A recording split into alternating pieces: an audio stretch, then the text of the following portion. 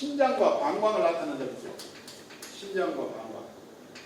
그러니까 수의 기운이 높으면 혀로 봐야 된다 그랬죠. 혀. 즉 차다. 물이 많으면 몸이 차다 말이에요. 예? 그 다음에 아래로 깔아진 것을 실로 봐라. 저는 이렇게 다른 사람 어떻게 한 거라 저는 그렇게 이야기를 합니다. 주로 실에서 오는 것은 주로 어떤 질환이 오게 되어 있냐면 요도염, 방광염, 오줌소태. 요도염. 그리고 오줌소태라고 유명한 오줌소태라고 그러죠. 소태가 주로 많이 오게 돼 있죠. 여성분들은 더군다나 더 그래. 그 다음에 신사구체염. 신장이 열이 차갖고 사구체염이라고 신사구체염이라고 하는데 신장 쉽게 얘기하면 신장에 이염증이 잘 생긴단 말이에요. 예? 그 다음에 이런 사람들은 오줌을 노란 오줌을 싸. 노란색 오줌. 그러니까 오줌을 쌀 때 허증인 사람들은 주로 맑은 오줌을 싼다고 그랬죠. 차니까 맑은 오줌을 누게 돼 있단 말이에요. 근데 그 실증인 사람들은 주로 노란색. 그러면 이제 나는 비타민을 먹는데 선생님 나는 그냥 노란색 오줌 나오던데요? 그렇게 이야기하는 사람이 있는데 아침에 가서 오줌을 딱 싸보면은 오줌통을 딱 들여다보면 나는 노란색 오줌을 싼다. 그런 사람은 반드시 요도염, 오줌소태에 동반하게 됩니다. 의외로 많이 발생, 여자분들이 의외로 이 병에 많이 시달리고 있어. 말은 못하지만 많이 시달리고 있다. 그 다음에 여기는 사적인 사람은 맑은 오줌을 싼다. 그러나 이 사람들은 맹하죠. 아랫배가 맹해서 맹, 대하, 무록, 자궁 내막염, 이런 식으로 주로 자궁 쪽에 병을 앓고 있다. 그러니까 이런 사람들은 주로 자궁암을 앓을 수가 있다. 모든 암에는 저는 오히려 실증에서 온다고 보고 있는데 이 자궁 쪽의 암은 허증에서 많이 오더라. 제가 분석을 해보니까 만난 사람하고 분석을 허증에서 많이 오더라. 그러니까 몸이 맹한 사람은 신장을 따뜻하게 하는 음식들을 먹어줘야 된다고 그랬죠. 신장을 따뜻하게. 복분자, 산수유, 부추, 포도, 그 다음에 여러 가지 삼지구엽초, 육종용, 파극천, 여러 가지 한약재들이 있는데 우리가 음식을 가까이 해야 될 것들은 주로 이런 식의 음식을 드셔줘야 된다고 말이에요. 검정색이면서 따뜻한 성질을 갖고 있는 음식을 먹어서 그걸 예방해줘야 된다. 저는 이렇게 보고 있죠. 그래서 이런 음식을 먹어서 신장을 평상시 따뜻하게 반드시 신장이 허한 사람들의 특징은 골다공증. 여성들은 특히 골다공증. 그 다음에 대상포진. 그 다음에 통풍. 이런 것도 동반하게 돼 있습니다. 그러니까 대상포진은 우리가 흔히 수두를 앓던 사람들이 수두균 자체가 몸에 항시 돌아다니다가 면역력이 떨어지면 발생을 한다. 이렇게 돼 있습니다. 그러니까 어느 쪽의 면역력이냐 저는 보면은 신장 쪽의 면역력이라고 해요. 신장 쪽에 가면. 이게 신장을 보호하면 재발하지 않는다. 저는 이렇게 보고 있습니다. 그러니까 주사 맞으라 병원에서 맞으라 누구나 맞으라고 하는데 반드시 수두를 앓지 않는 사람은 대상포진 맞을 필요는 없어요. 통풍도 보면 가해가 신허에서입니다. 통풍 같은 경우는 주로 이제 신장을 보호하는 약재 중에 게다레라고 게다레. 통풍은 게다레를 발효액을 해서 먹든 술을 담가 먹든 다른 거 술을 못 먹겠는데 술을 담가 먹든 그 다음에 발효액에서 먹든 분말을 해서 먹든 하여튼 어떻게 해서 드셔주면 잘 듣더라. 저는 이 게다레로 많은 치료를 해봤습니다. 그래서 사람들한테 각기로 많이 치료를 했고 그 다음에 이제 우리가 이제 독칼. 그러니까 이런 것들은 신장을 따뜻하게 하는 약성을 갖고 있다는 얘기입니다. 독칼은 땅두릅의 뿌리죠. 의외로 제가 저쪽에서 강의할 때, 한국대에서 강의할 때 독칼을 이렇게 드십시오. 그랬더니 한 영감님이 손을 번쩍 들면 저는 독칼로 치료를 했습니다. 대상포진을. 그러니까 신장을 따뜻하게 한다. 그 다음에 신장을 따뜻하게 허약한 사람 대표적인 병이 또 뭐냐면은 요식음. 그 다음에 뒤통수가 아프다 그랬죠. 뒷머리가 아프다. 주로 요식음 있는 사람은 뒷머리가 많이 아프다고 말이에요. 그러니까 여기서 뭐라고 되냐면 개지차나 개피차를 드시면 요식음 많이 예방한다. 어저께 전대에서 강의받던 사람이 자기 손자가 5살 먹었는데 그 폐렴으로 병원에서 진단을 받았습니다.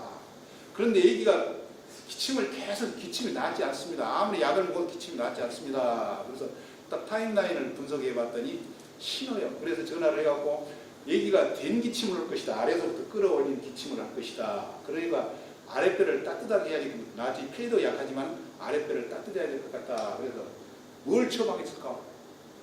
아랫배 따뜻한 거. 수정과를 얘기를 그 얘기들은 여러 가지 잘 안 먹으니까 수정과를 달달한 해가 그러면 수정과를 먹이면 아랫배가 따뜻해질 거 아니야. 그러면 감기가 잡힐 것 같다라고 이야기했단 말이야.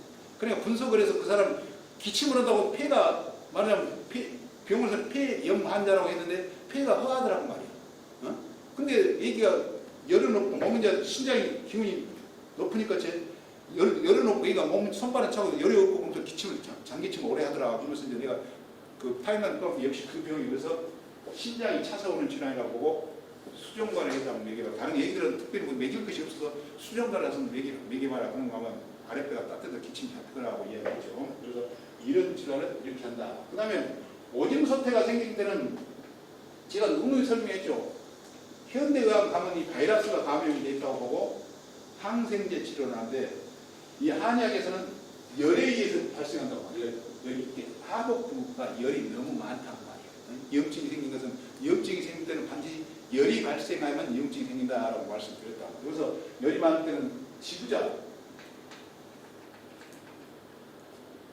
그 다음에 질개인, 택사, 가장 구하기 쉬운 것이 이제 복령도 있고 저령도 있고 뭐 이렇게 하는데 가장 쉬운 것이 지부자라고 해요. 지부자. 또 결명자도 의외로 잘 듣습니다. 간열이 높고 그 다음에 그 신장 열이 높으면 결명자철을 상복을 하면 의외로 오줌소태를 예방할 수가 있다. 지부자 같은 경우는 약방이 사면 그렇게 비싸지 않습니다. 안 비싸니까 사다가 그러니까 제가 그 어떤 제자가 전화가 와갖고 자기 사촌 동생이 오줌을 못 싸고 병원에 가서 오줌 싸고 오라고 하더라. 예? 그래서 그 형님 공부했다면서 뭘 못 썼습니까? 그래서 나한테 전화가 왔고 지부자를 사다 먹어라. 서울 사니까 이제 경동시장에 지부자를 사다 먹어라 그랬더니 자기 집에 들어갈 때 건강원이 있더라고 말이야. 건강원에 이렇게 동네 그 건강원에서 그냥 한줄 이렇게 집어주면서 이런 끓여 먹어라 이렇게 끓여 먹고 이틀 된게 오줌이 이틀도 안 돼서 오줌이 시원히 나오더라고 말이야. 그 다음에 여기서 또 목통도 있다. 목통은 우리가 얼음나무 덩굴이라고 했죠. 얼음나무 덩굴인데 이 껍질을 벗겨서 써야 되는데 반드시 바람물질이 들어있기 때문에 그래서 얼음나무 덩굴을 또 참외를 마신다. 그러니까 약으로 치료하는 것보다도 이렇게 음식을 먹어서 또 차를 먹어서 치료하는 것이 훨씬 빠르다고. 평상시 그런 기운이 이제 자기가 자주 아파 보니까 그런 기운이 돌 때를 알아.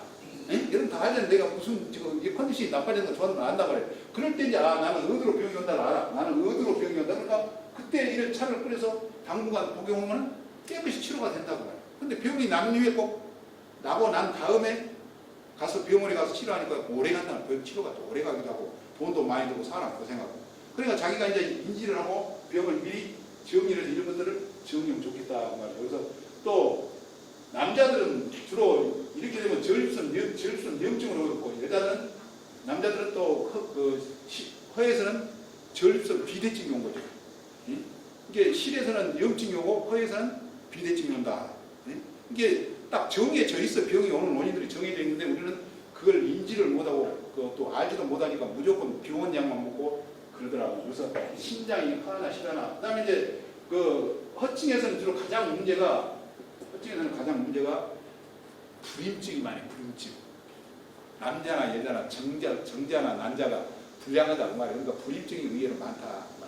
지금은 결혼도 늦게 하고 그러니까 또 정자가 건강하지 안 해갖고 문제가 생기는데 반드시 불임증이 의외로 많다. 그다음에 무릎 같은 경우에 많이 생긴다고 무릎 같은 거. 그게 이런 것들을 정리를 할 때 평상시 나는 아랫배가 차고 냉하니까 반드시 그게 해라. 그러니까 제가 다니면서 그 뒷산도 다녀보는데 우리도 뒷산도 다녀보는데 딱 여러분 보시면은 어떤 분들은 제가 100번 밑으로 뻘로 올라온 사람 있어요. 가위가 무릎 수술했죠. 무릎 수술 다 했다. 그 사람들. 이게 그런 것들을 관리를. 평상시 음식을 먹어서 관리를 하라. 음식으로는 이것도 허증에는 새우도 좋아, 새우. 해삼, 홍합. 그래, 이런 것들을 먹어주고, 그 다음에 실증에서는 검정색이면서 서늘한 음식. 대표적으로 검정콩, 검정깨, 응? 또 해조류. 해조류는 전부 다 검정색이면서 서늘한 기운을 갖고 있다고 하죠. 그러니까 요대 관광님 자주 생긴 사람들은 미역국 자주 끓여 먹으면 좋죠. 네?